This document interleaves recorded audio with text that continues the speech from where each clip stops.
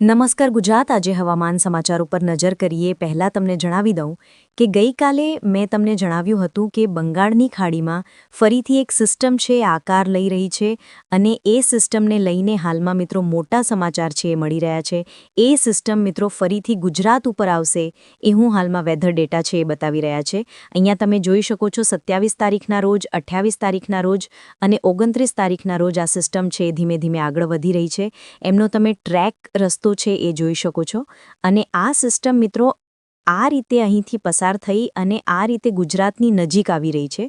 ખાસ તમે જોઈ શકો છો આ સિસ્ટમ છે એ મિત્રો 30 તારીખ અથવા તો 1 તારીખ દરમિયાન ગુજરાતની નજીક આવશે અને ગુજરાતની અંદર ભારેથી અતિ ભારે વરસાદનો રાઉન્ડ છે એ જોવા મળશે. ખાસ આપને જણાવી દઉં કે 30 સપ્ટેમ્બર અથવા તો 1 ઓક્ટોબર દરમિયાન ગુજરાતની નજીક છે એ મિત્રો આ સિસ્ટમ આવવાની છે. લો પ્રેશર સિસ્ટમ આવવાની છે. બંગાળની ખાડીમાં લો પ્રેશર સિસ્ટમ બનશે.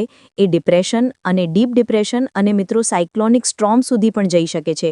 મિની વાવાઝોડું છે એ પણ બની શકે છે અને મિત્રો મિની વાવાઝોડાને કારણે ગુજરાતની અંદર ફરીથી એક વરસાદનો રાઉન્ડ છે જોવા મળશે અને એ રાઉન્ડ મિત્રો ભારે વરસાદનો રાઉન્ડ હશે અને એ રાઉન્ડ છે મિત્રો 29 તારીખ રાત્રિથી 30 તારીખ દરમિયાન અને 1 ઓક્ટોબર દરમિયાન ગુજરાતની અંદર જોવા મળશે. 1 ઓક્ટોબરથી એ વરસાદનો રાઉન્ડ ચાલુ થશે અને ત્યાર પછી હાલમાં જે રીતે સિસ્ટમ બતાવી રહ્યા છે, મોડલો અપડેટ થઈ રહ્યા છે એ પ્રમાણે ગુજરાતની અંદર વરસાદનો એક ભારે રાઉન્ડ છે જોવા મળશે.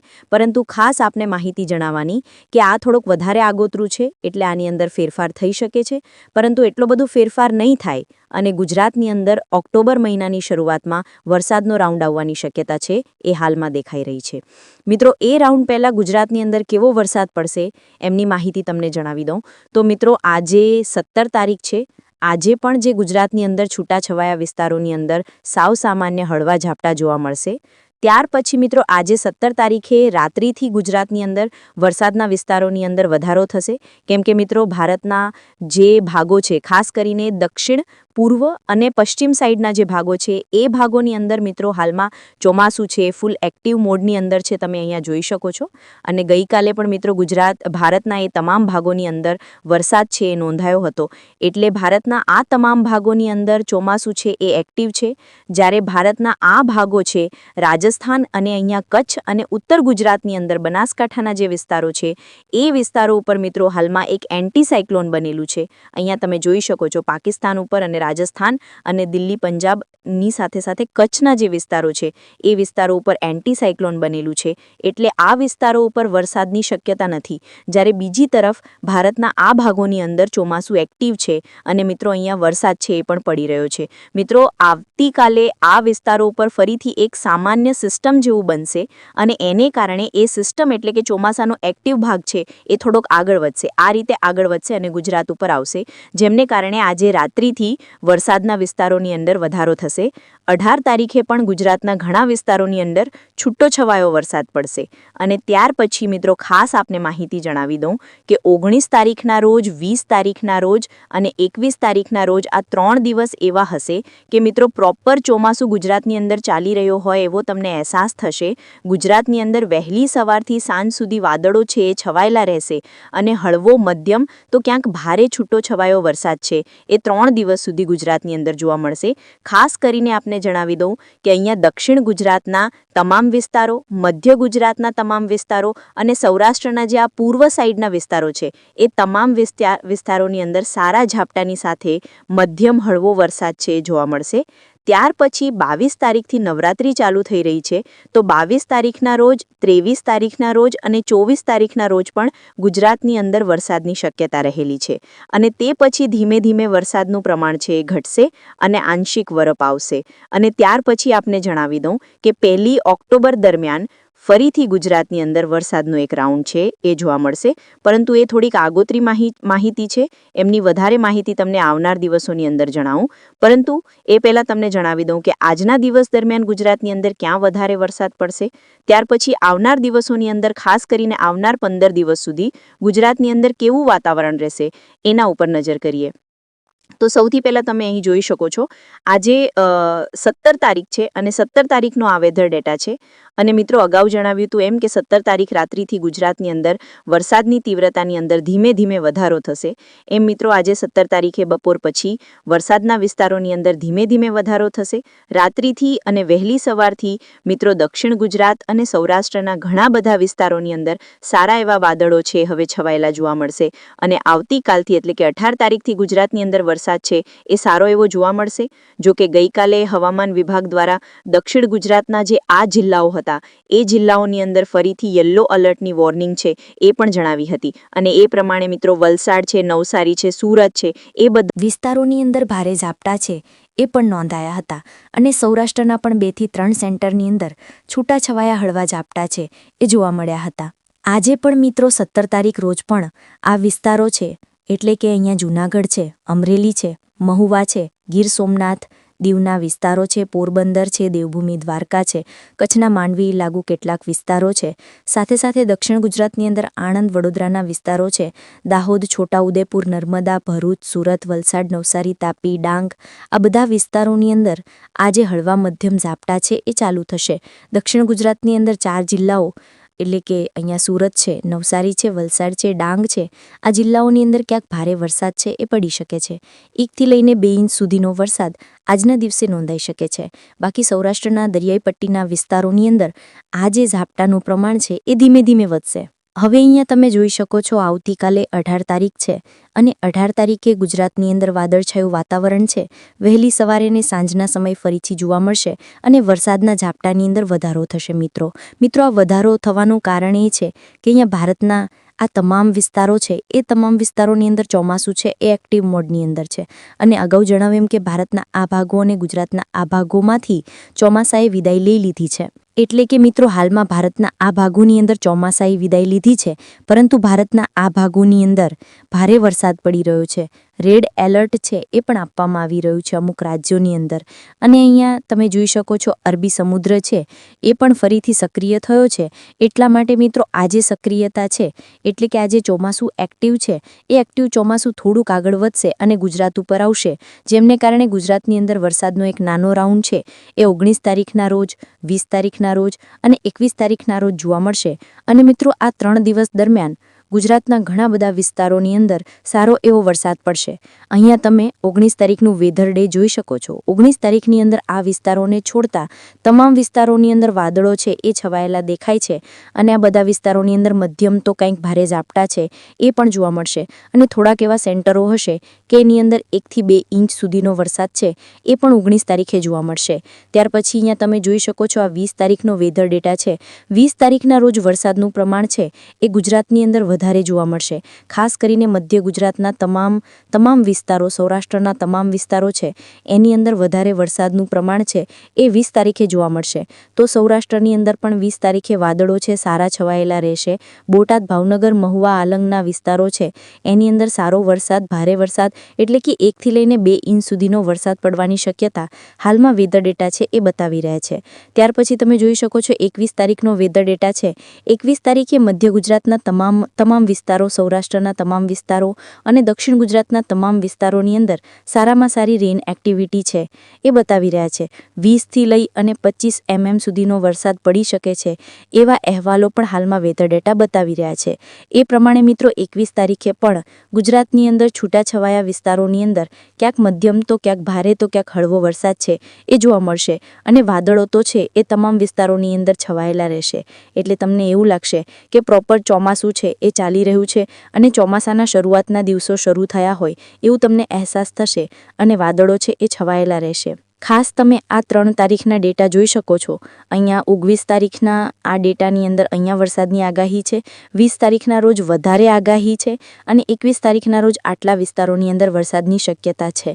મિત્રો આપને જણાવી દઈએ કે હાલમાં એક્ટિવ ચોમાસાનો ભાગ છે એ ભારતના બીજા ભાગોની અંદર બન્યો છે. એ ભાગ જ તે ગુજરાત ઉપર આવવાનો છે. કોઈ સિસ્ટમનો ભાગ નથી, પરંતુ એક્ટિવ ચોમાસાનો ભાગ છે એટલા માટે ગુજરાતના તમામ વિસ્તારોની અંદર વરસાદ છે એ જોવા મળશે.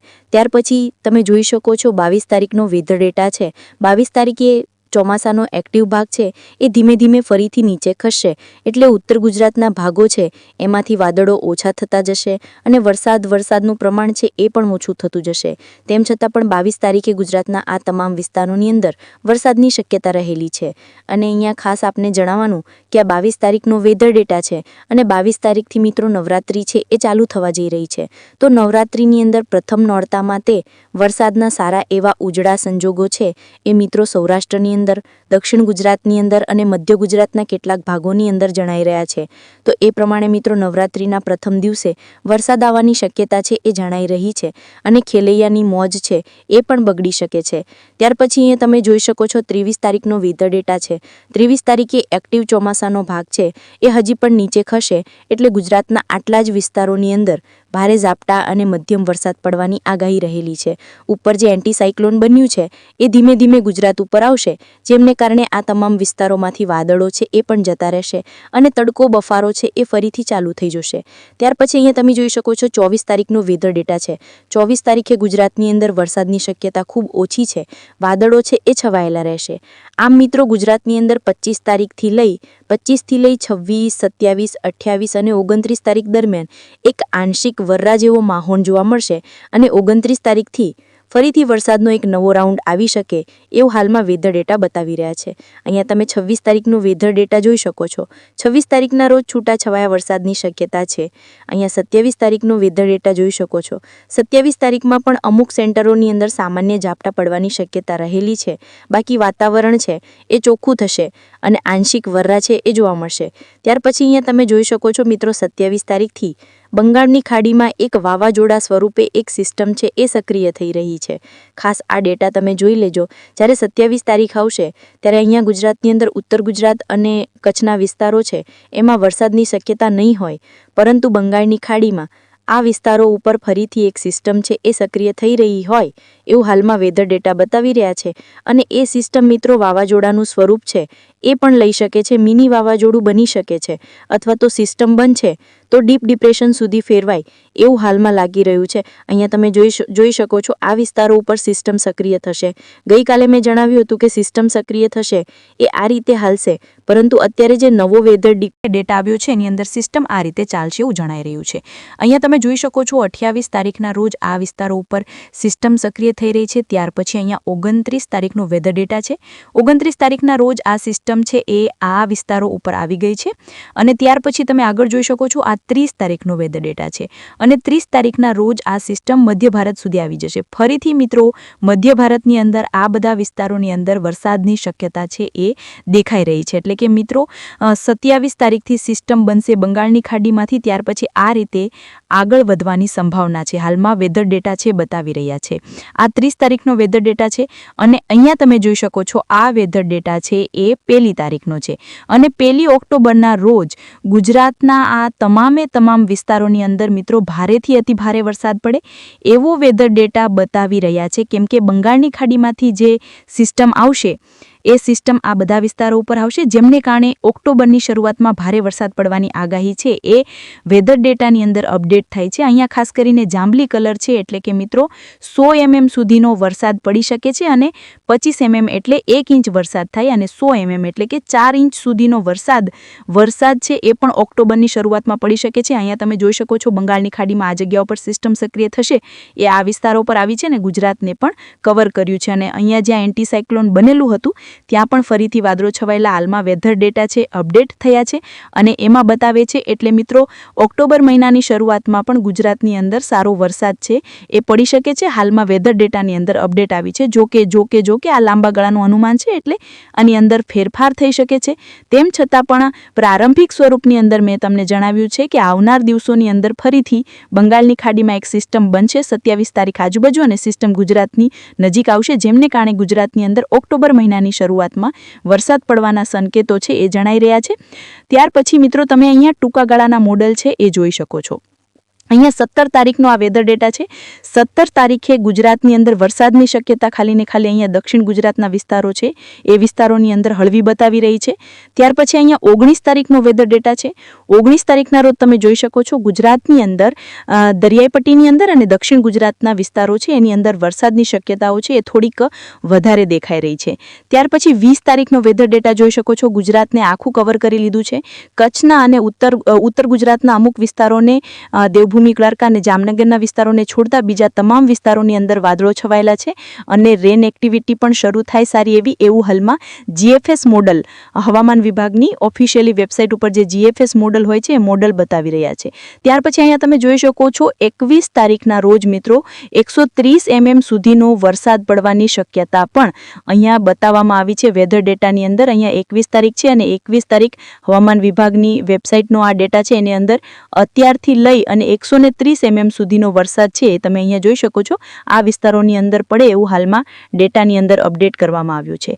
ત્યાર પછી અહીંયા તમે જોઈ શકો છો મિત્રો વર્ષ 2025નું મોન્સૂન છે એ વિથડ્રો લઈ રહ્યું છે એટલે કે પાછું ખેંચાઈ રહ્યું છે અને આ 16 સપ્ટેમ્બરની અપડેટ છે એટલે કે ગઈકાલની અપડેટ છે અને ગઈકાલની અપડેટ પ્રમાણે મિત્રો અહીંયા રાજસ્થાનના કેટલાક વિસ્તારો અને અહીંયા તમે જોઈ શકો છો કચ્છના કેટલાક વિસ્તારો છે. કચ્છના ઉત્તર કચ્છના વિસ્તારોની સાથે સાથે બનાસકાંઠા વાવથરાદના વિસ્તારો છે, રાજસ્થાનના વિસ્તારો છે એમાંથી ચોમાસાએ વિદાય છે એ લઈ લીધી છે અને ચોમાસાની વિદાય છે એ 14-15 સપ્ટેમ્બરથી ચાલુ થઈ હતી અને અહીંયા મિત્રો 16 સપ્ટેમ્બરના રોજ ગુજરાતમાંથી પણ ચોમાસાએ વિદાય લઈ લીધી છે. આખા ગુજરાતમાંથી ચોમાસાએ વિદાય લેવા માટે હજી રાહ જોવી પડશે.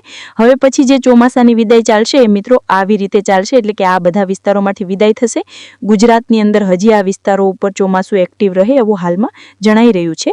પછી હવે હવામાન વિભાગની નવી આગાહી ઉપર નજર કરીએ તો તમે જોઈ શકો છો 16 સપ્ટેમ્બર 2025ના રોજ 12 વાગ્યા પછી નવું બુલેટિન છે જાહેર કરવામાં આવ્યું હતું અને બુલેટિનની અંદર જણાવવામાં આવ્યું હતું કે રાજસ્થાનના કેટલાક ભાગોની સાથે સાથે અહીંયા મિત્રો પિલાણી, અજમેર, બનાસકાંઠા, ડીસા અને કચ્છના ભુજ જેવા વિસ્તારોમાંથી મોન્સૂન વિડ્રોલ થયો છે એટલે કે ચોમાસાની વિદાય થઈ છે અને હજી પણ આવનાર દિવસોની અંદર ખાસ કરીને રાજસ્થાન, પંજાબ, હરિયાણા, ગુજરાતના અમુક વિસ્તારો છે એ વિસ્તારોમાંથી ચોમાસાએ વિદાય માટેના પરિબળો છે એ બની રહ્યા છે એટલા માટે એમાંથી પણ એમની વિદાય છે એ જાહેર કરવામાં આવશે. આમ મિત્રો ભારતના અમુક ભાગોમાંથી ચોમાસાની વિદાય છે એ થઈ રહી છે. જ્યારે એક અપર એર સાયક્લોનિક સર્ક્યુલેશન બનેલું છે એમને કારણે ભારતના ઘણા બધા ભાગોની અંદર વરસાદ છે એ પણ પડી રહ્યો છે અને મિત્રો એ અપર એર સાયક્લોનિક સર્ક્યુલેશનના ભાગના વાદળો છે એ ગુજરાત ઉપર આવતા હતા જેમને કારણે ગુજરાતની અંદર 16 તારીખના રોજ તમે જોઈ શકો છો 4 જિલ્લાની અંદર એટલે કે તાપી, નવસારી, વલસાડ અને ડાંગ જિલ્લાની અંદર યલો એલર્ટની વોર્નિંગ આપવામાં આવી હતી એટલે કે છૂટાછવાયા સ્થળોએ ભારે વરસાદ પડે એવી વોર્નિંગ આપવામાં આવી હતી અને આજે પણ એટલે કે 17 તારીખના રોજ પણ આ જ વિસ્તારોની અંદર ફરીથી વોર્નિંગ આપવામાં આવશે અને ગઈકાલ અને આવતીકાલથી એટલે કે મિત્રો 19, 20 અને 21 તારીખ દરમિયાન ગુજરાતના ઘણા બધા આ વિસ્તારો છે. ખાસ મિત્રો તમે નોંધી લેજો હાલમાં ભલે હવામાન વિભાગે આગાહી નથી આપી પરંતુ નવી આગાહી જાહેર કરશો અને આ તમામ વિસ્તારોની અંદર યલો એલર્ટની સાથે